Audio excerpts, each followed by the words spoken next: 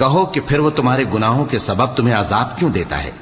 نہیں، بلکہ تم اس کی مخلوقات میں دوسروں کی طرح کے انسان ہو، وہ جسے چاہے بخشے اور جسے چاہے عذاب دے، اور آسمان اور زمین اور جو کچھ ان دونوں کے درمیان ہے سب پر اللہ ہی کی حکومت ہے، اور سب کو اسی کی طرف لوٹ کر جانا ہے۔ اے اہل کتاب، پیغمبروں کے آنے کا سلسلہ جو ایک عرصے تک منقطع رہا، تو اب تمہارے پاس ہمارے پیغمبر آ گئے ہیں جو تم سے ہمارے احکام بیان کرتے ہیں، تاکہ تم یہ نہ کہو کہ ہمارے پاس کوئی خوشخبری یا ڈر سنانے والا نہیں آیا۔ سو اب تمہارے پاس خوشخبری اور ڈر سنانے والے آ گئے ہیں،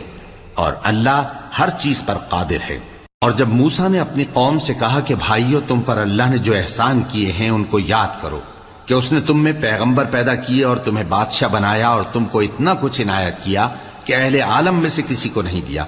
اے بھائیو، تم ارض مقدس یعنی ملک شام میں، جسے اللہ نے تمہارے لیے